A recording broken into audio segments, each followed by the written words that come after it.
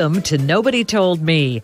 I'm Jan Black. And I'm Laura Owens. And joining us once again is best-selling author Sam Horn, founder and CEO of the Intrigue Agency, whose mission is to help people create a quality life-work ratio that adds value for all involved. Sam is the author of many books, the latest of which is called Someday is Not a Day in the Week. 10 Hacks to Make the Rest of Your Life the Best of Your Life. And she works with high-performing executives and innovative entrepreneurs to bring game-changing presentations, books, and companies to life. Sam, thank you so much for joining us again. Oh, you're welcome. As I just told you, in Hawaii, they call this Hanaho, which is encore. I can't wait to share some new Someday stories with your listeners.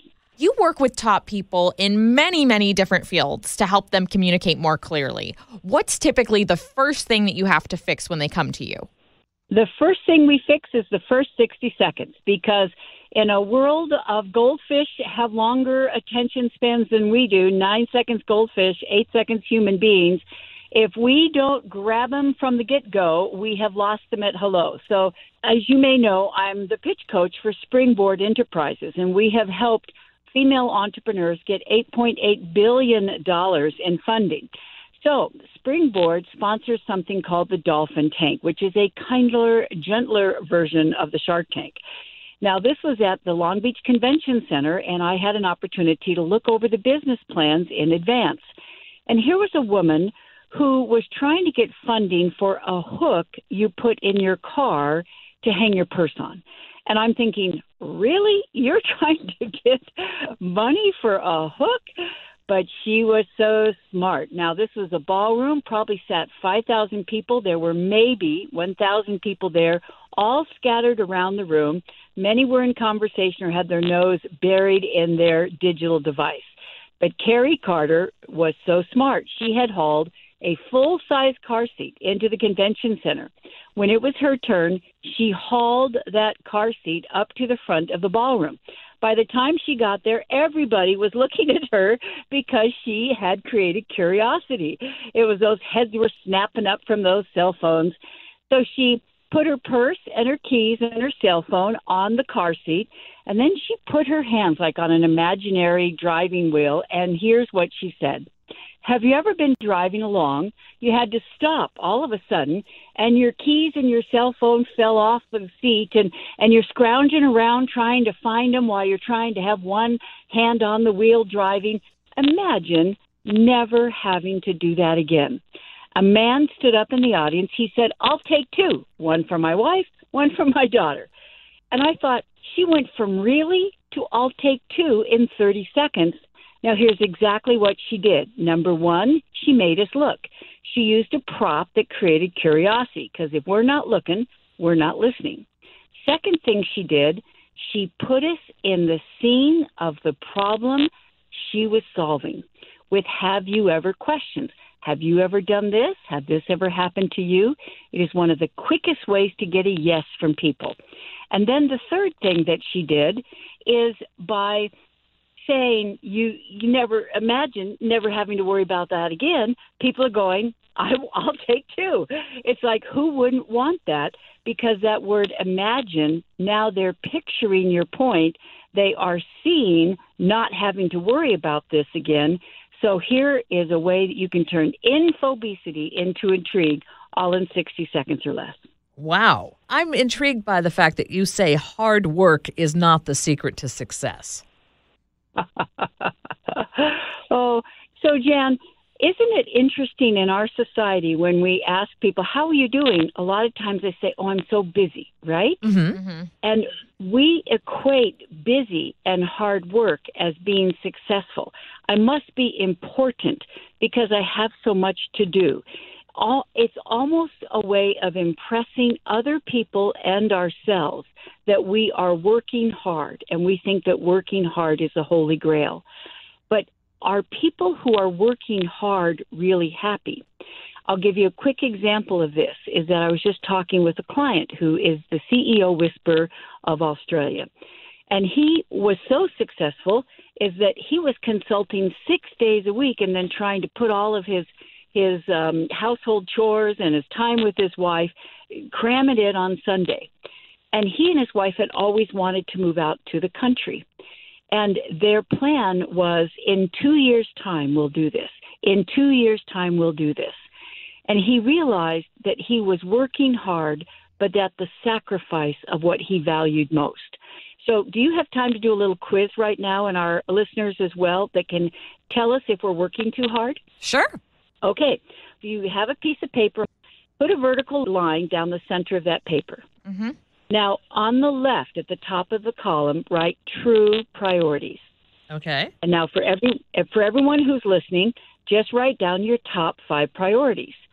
Sometimes it's family is number 1, or sometimes health is next. Maybe friends is number 3. Maybe faith or community is number 4. Maybe contributing or giving back is number 5, or learning. So right now, write down your top 5 true priorities. What's most important to you? All right, let's go over to column 2, over on the right. This time, at the top of the column, write down time priorities. Now, let's be honest. What do we spend the most time on every week? Well, as he said, number 1 was work. Number 2 was work. Number 3 was more work. Number 4 was chores, paying bills, getting gas, shopping, household chores, household repairs, yard work, etc. And number 5 squeezed in his family. Yeah. But he realized he spent 8 to 10 hours a day at work. He's not even spending a half an hour with his wife or with his kids. So hard work is not the holy grail. Yes, working hard for something can help us succeed. However, if we do our truth priorities and our time priorities and they don't match, it's time to get them back in balance. If people are starting a new company, what are your suggestions for making sure that they're remembered and that their brand stands out without having to put in all of that hard work that doesn't lead to happiness? Oh, I'm so happy you said that. Can we talk about repeatable, retweetable sound bites and titles and taglines? Yeah. Okay, because Jack Welch said, if you don't have a competitive edge, don't compete. Well, I think if we don't have a competitive edge, we can't compete. If we're going to have a startup or a product, or we're going to be a coach and offer service, we kind of are going to get lost in the crowd. We want to stand out of the crowd. We want to break out instead of blend in, because blending in is for Cuisinarts. So here's one of my favorite examples of how someone did just that. Is there was a restaurant in Washington, D.C., and no one was coming to their happy hour. Well, they did their research, and there were 50 restaurants within a 1-mile radius, all offering happy hours. So see, they're blending in. But now, how can we get a one-of-a-kind competitive edge? Well, you start studying your customers to see what they really want or what they're doing that you're not offering. We're going to zig where everyone else is zagging. We're going to offer something that no one else is, so we're first of our kind. Well, what they were noticing is that a lot of their customers were bringing their dogs with them, because those dogs had been cooped up all day long, and by the time the owners got home, they'd take the dog out for a walk and stop in for a beer. They thought, Eureka, let's go ahead and put out bowls of water for the dog and give out dog biscuits. Now we need to name this something. So let's use a technique in my pop book called alphabetizing. This is happy hour, right? Mm-hmm. Well, let's run it through the alphabet, changing the sound of the first syllable to match the corresponding letter. So it's appy hour, bappy hour, cappy hour, dappy hour, yappy hour, fappy hour, gappy hour. Eventually you get to yappy hour. Da, da, da, da. I was going to say, now, I've actually been to a yappy hour. You have. Now, see, this is so important because, see, it's not just a cute name. People go, oh, Big Whoop, it's a clever name. No, the media and people are always looking for the next new thing. They got millions of dollars of free press because the Washington Post picked up on it. They're syndicated, so now it's in newspapers around the country. When people are going to Washington, D.C., yes, they go to the Washington Monument. Yes, they go to the Lincoln Memorial, and they also go to Yappy Hour. So that is the power of, if you are starting something, can you give it a one-of-a-kind name? There's a restaurant in Hawaii called Taj Mahalo. An Italian-Chinese restaurant is chow mein. I tell you, this is not petty. This is pivotal if you want to pop out. And you also say you've got to have a dream in order for a dream to come true. Tell us more about that. Please write this down if people are taking notes. Dreaming cost nothing. Not dreaming cost everything. And we talked about my year by the water last time, and I was at Seacliff Beach, which is there kind of above Santa Cruz in California. Well, you know it well because that's your backyard kind of, isn't Right, it? yeah. It is, yeah. Well, right there on Seacliff, they have kind of a row right on the beach where a lot of people bring their RVs and their trailers, and they literally can park almost on the beach, right? Yeah. Okay, so I'm going for a walk, and two women pop out of a trailer, and they said, will you take our picture? I said, I will if you tell me your story. Well, they lived in Fresno, which is a few-hour drive over the mountains. And one had looked at the other and said, we've got to get out of here. We've been going nonstop for months. Let's grab the trailer on Friday, go over to Seacliff for a couple of days, and we'll be back Sunday night. And her friend said, we can't go. Your son's graduating from high school next week, and your daughter's got a birthday in a couple of weeks. We're too busy. We can't go. And June, who, by the way, was wearing a sweatshirt that said, nevertheless, she persisted. She said, if we don't do it now, we'll never do it. So they told their family that they would be back on Sunday night, and here they were watching a sunset at Seacliff Beach. But I was curious. I said, now, you knew that this was not frivolous or selfish. You knew that as parents, your happiness sets a precedent where it gives your family the permission to do the same thing. So it's not irresponsible. It's actually an investment in modeling for everyone that you matter. I said, where did you get that clarity? Mm-hmm. And one of them said, well, I'm an insurance agent. And she said, one of my clients, I've had it for years, and he kept putting off retiring until he was 70 years old. Well, on his 70th birthday, he finally bought this big, huge Winnebago he'd been talking about for years. And I said, drive it over to the office so I can take a look at it, and we'll add it to your policy. She said, well, we had a 2 o'clock appointment. 2 o'clock came and went, no client. 2:15, no client. I got up and I went over and I looked out my window. He was there, but it took him 20 minutes to park that thing. And he said then when I saw him try and get out of it, he was all stiff and uncomfortable. And he came in my office and he slammed the door and he slumped down in the chair and he said, I waited too damn long. And I am reaching out to everybody listening. Jan, you said that we have to have a dream for a dream to come true. And I will always remember this 30-something young man. He had 2 kids. He was working a full-time job. I said, what's your dream? And he looked at me and he said, I don't dream anymore. It's too painful. Yikes. Oh, my God. Doesn't cost anything, folks. What would put the light on in our eyes? Can we put it on our calendar and start working toward it instead of just thinking it's not an option or I can't do it anymore? No, not dreaming takes the soul right out of your life. And Sam, in order to have a dream, it makes so much sense to connect with the right people who can make that happen. And I love following you on LinkedIn. And one of my favorite articles you wrote was how to talk to people, specifically decision makers, who don't want to talk to you. And these would be people who could help fuel that dream. So what can you do to get them to listen to you and not think that you're just a waste of their time? I thank you for asking that question. It's Gene Weingarten is a Pulitzer Prize-winning author of the Washington Post, and he has this wonderful line. He says, let's address the elephant in the room. Yo, elephant! So the first thing we do is if we are going to ask someone to support our dream, to fund our dream, to agree to our dream, to go along with our dream, it is to address the elephant in the room. Ask ourselves, why will they say no, and say it first? Because if we just say, hey, I've made that decision, that's unilateral, and now they're probably going to be a critic because they weren't part of the decision. It was done to them instead of by them. Or if they think that we don't have enough money for it, or if they think that, we did something just like that not too long ago. So what are they thinking? Say it first. Because step one, if we don't say what they're thinking, in particularly an objection or a concern, they're not really listening to us.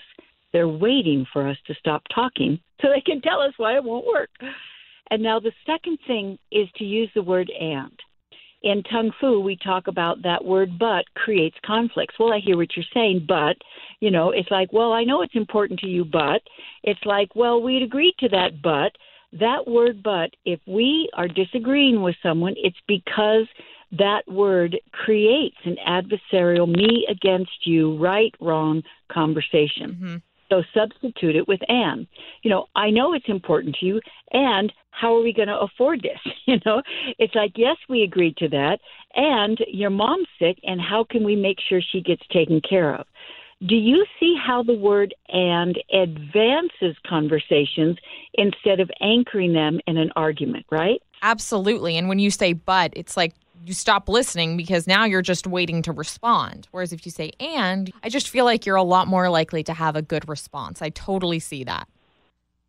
You are in Tung Fu, we talk about words to lose and words to use. And that word but, I really, all around the world, Tung Fu has been sold in 25 different countries, and with their own version of it, is that from now on, if you're at odds with someone, if you feel like you can never agree on anything or that they don't see your point of view, ask if you're using the word but, change it to the word and it can completely change conflict into cooperation. And then, by the way, the last way to win the attention of someone who is maybe busy is A, once again, address the elephant in the room first, B, segue with the word and then number 3, ask for less time than they anticipate. And I'll give you a quick example. I was coaching the CTO, or a gentleman who was going to pitch the CTO of the London Olympics. I said, Mike, how much time do you have? He said, I have an hour. I said, Mike, you don't have an hour. I said, what do you think that CTO is thinking? He said, well, he's probably thinking I'm 212 days out from the London Olympics. I don't have time for this. I said, that's why that's going to be the first words out of your mouth. You're going to bridge with and then the next thing you're going to say is, and that's why I have distilled this 1-hour pitch into 10 minutes. At the end of 10 minutes, if you have questions, you want to continue it, I welcome it. If you don't, if you have higher priorities, you have our information, you can get back. Richard Branson said time is the new money. And I think time is the new trust. And if we start talking and if we don't ask for less time than people have anticipated, once again, they're not listening. They're resenting us from pulling them away from other priorities.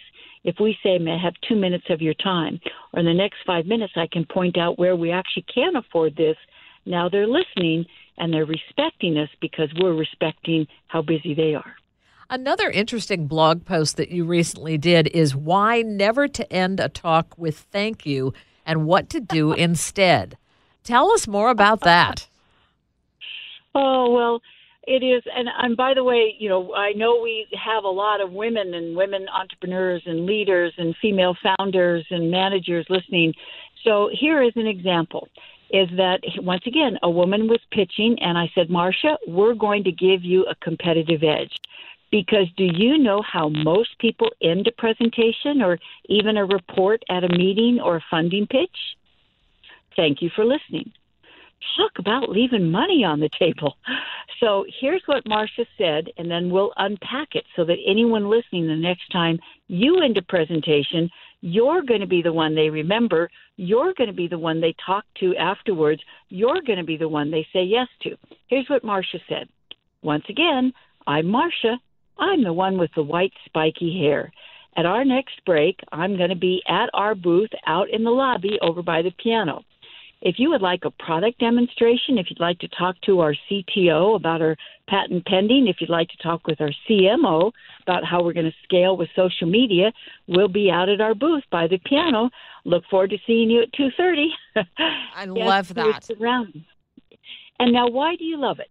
I love it because you first identified physical characteristics that would be really easy to identify with the person. So that was the first thing I thought of was, okay, she's got the white spiky hair. And then you said by the piano. So already I have this visual of who I'm looking for. And in between that, I know what she's doing. So it just caught my attention right away, whereas just saying thanks for listening, I mean, I maybe would have remembered that she had the white spiky hair and maybe wouldn't have remembered where she was, or, it just makes so much more sense. And I read that article as well and really found a lot of value in that. And it was a call to action. Yeah.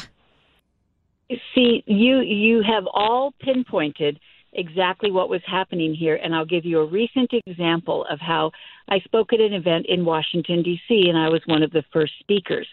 Every single speaker after that said, I'm Ashley in the flower dress. I'm Tom in the green jacket. And the reason is, say there's 500 people, 1,000 people at a conference. If we cannot remember someone's name, we often don't walk up to them because it's awkward. We actually look the other way because it's uncomfortable. So we are imprinting our name. And by the way, it's pause and punch. So it's not, I'm Sam Horn. You see, if we rush and blush, if we run it together, if people can't repeat it, they didn't get it. So it's, my name is Sam, pause, pause, pause, punch. Horn. My name is Jan, pause, pause, pause. Oh, or Black, right? I am Laura, pause, pause, pause, punch. Owen.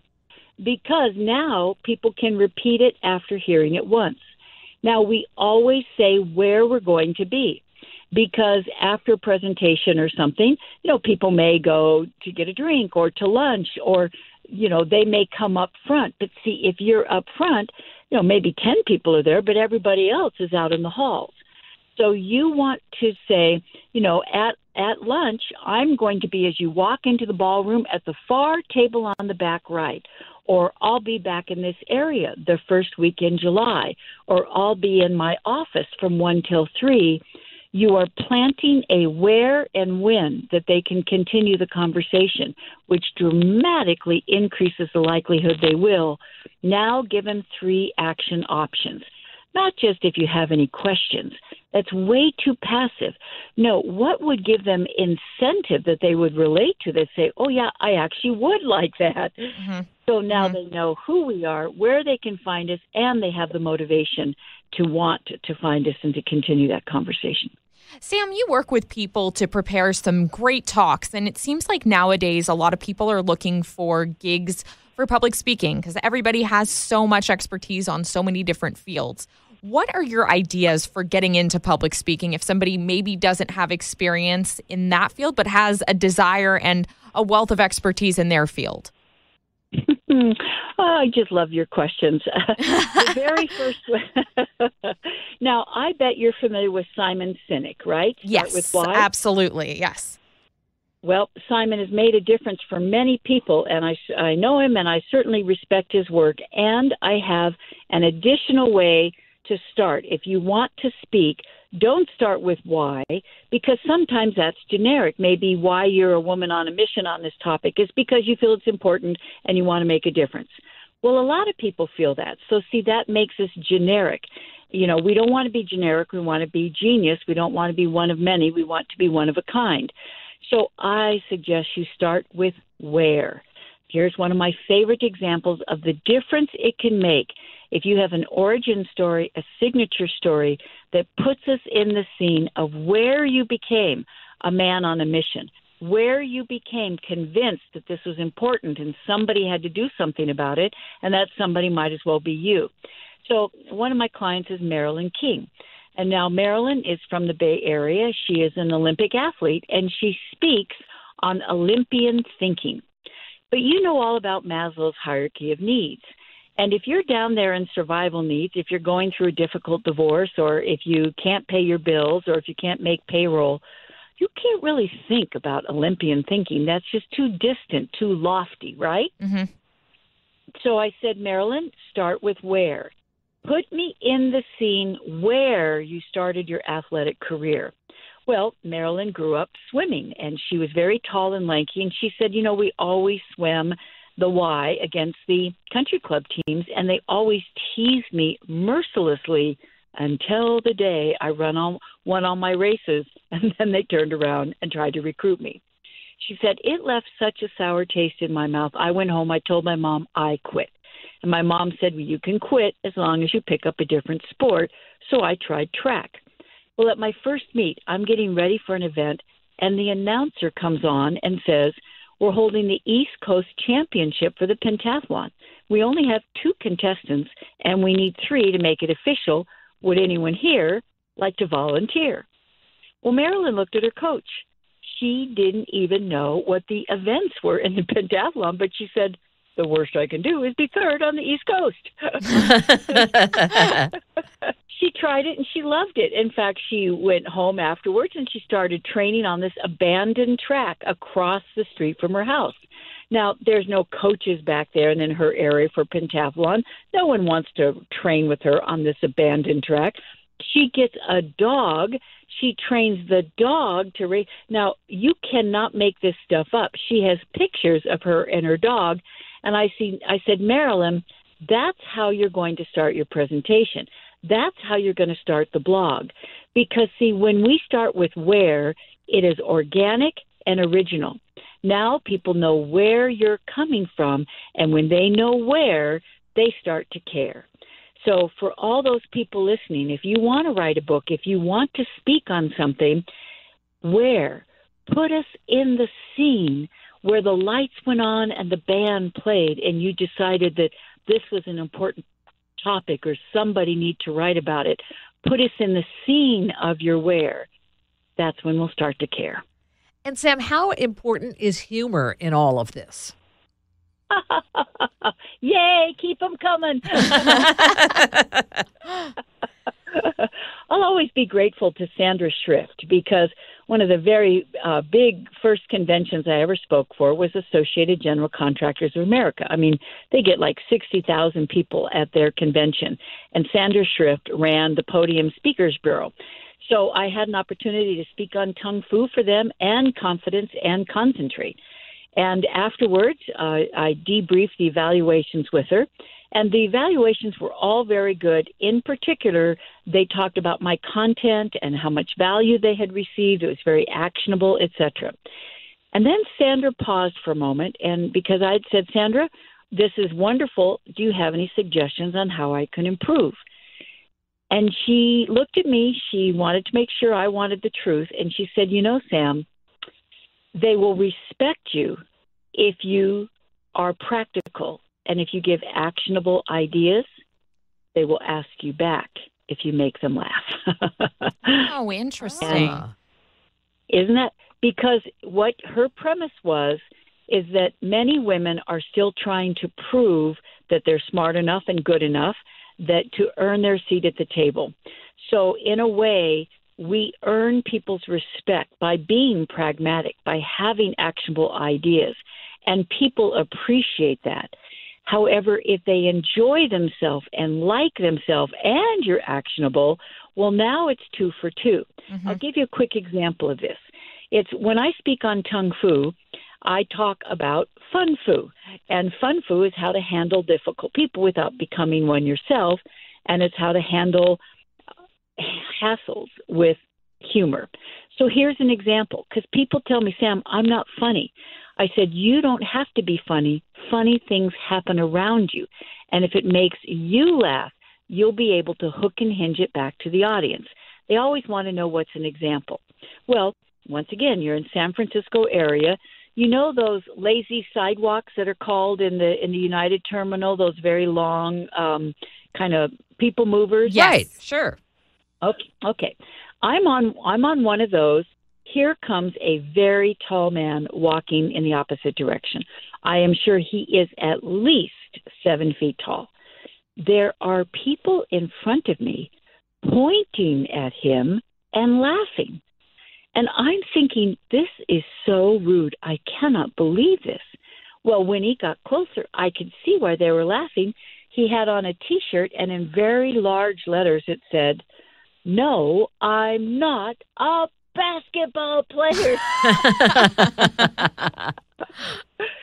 And when he went by, I turned to say something, and on the back of his shirt it said, "Are you a jockey?"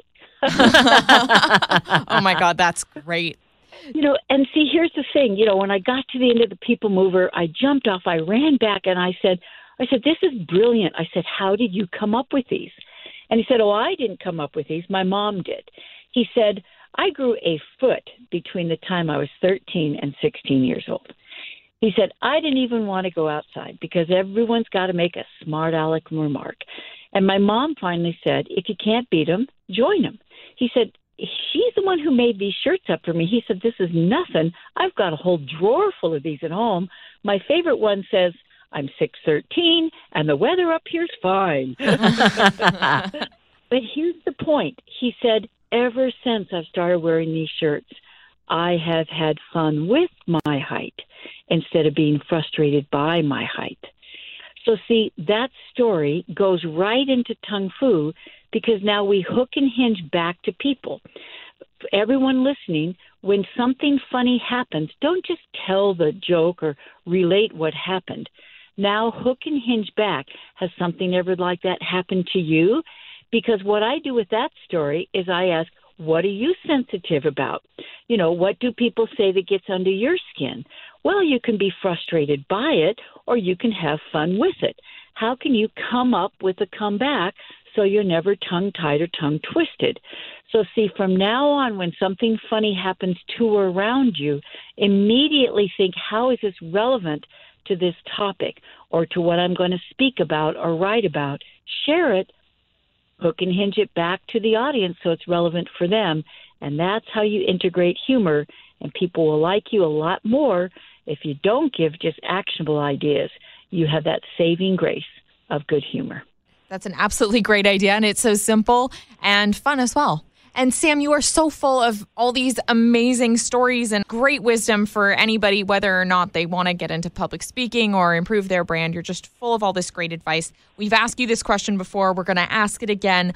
What's your nobody told me lesson? So what do you wish someone had told you about confidence or telling your story, whatever you want to say, that you wish they had at the beginning of your career? Boy, I love this question, and I try and not prepare this so that I can really think about what we've discussed and something that might be relevant in the moment. So, what nobody told me, is to have a now and a next.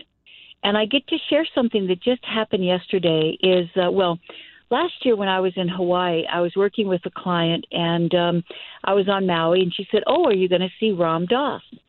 And I said, well, I would like to. She said, let me see what I can do.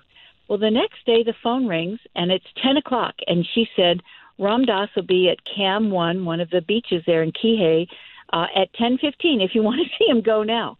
Well, I dropped everything, and I went over, and you may know that he had a stroke several years ago. However, every Monday he goes to one of these beaches, and he has friends and followers, and they take him into the water, and he's able to tread water and paddle in the water, and we're all in a circle, and he throws his head back and he says, oh boy, oh boy, oh boy. We say, oh boy, oh boy, oh boy. And he said, oh joy, oh joy, oh joy, oh joy, oh joy, oh joy. And when he came out, I asked him a question. I said, you wrote Be Here Now. I said, I know I could be wrong about this, but for me, it's now and next. And he pointed to the ground. He said, no, it's now, it's now. And he's certainly a very wise man. I just disagree on this one, is that I believe it's now and next. It is certainly important to be immersed in our world and look out or look around right now and see someone as if for the first or last time, so that right now we are present and we are grateful. And at the same time, to have momentum in our life, to have something on the calendar we're looking forward to, that we're planning for, we're preparing for. It's a good friend retired from United Airlines, and in the beginning it was kind of like, well, gosh, after 35 years, now what? But he was a guitarist who loved Tommy Emmanuel, and I sent him an announcement I had seen that Tommy Emmanuel was having like a day camp, a summer camp for guitarists. Well, Greg just got back from a weekend up at Vail with Tommy Emmanuel. And in the last 6 months, he spent every single day listening to him, practicing for him, preparing for him. And the light has been in his eyes because he had a now and a next. So you ask, what did nobody tell me? Well, nobody told me how important it is to have something right now, what we're looking at with gratitude so that we're present and in a way we're fulfilled. And the same coin, the different side. What's on our calendar we're looking forward to? For me, I just rented a house on Wonderland Lake in Boulder. And after 3 years of people saying, when are you going to settle down? And I always said, well, let's see. Settle is compromise, down is depressed. Why would I do that? But Jan and Laura, a week ago, through these lovely serendipity events, I ran into a woman. She was renting her place on Wonderland Lake here in Boulder. I went over and saw it. You look out over meadows and marshes with songbirds and water to the foothills and the Flatirons. It's just the right size to have writers' retreats and someday salons. And I made an in-the-spot decision that while I may not be ready to settle down, I am ready to have roots and wings, roots and wings. So now and next and roots and wings, that's what nobody told me that I'd like to share. Wow. Thank you so much, Sam. That's wonderful. I hope you're looking forward to a TEDx as well. As always, it is such a joy, and I hope that people have found these ideas inspiring and insightful, and they act on even one. If they do, it'll set up a ripple effect, and they'll never regret setting that ripple effect in motion. They'll only regret not doing it sooner. Yeah. Our thanks again to Sam Horn, whose latest book is called Someday is Not a Day in the Week. 10 hacks to make the rest of your life the best of your life. Again, her website is samhorn.com. I'm Jan Black. And I'm Laura Owens. You're listening to Nobody Told Me. Thank you so much for joining us.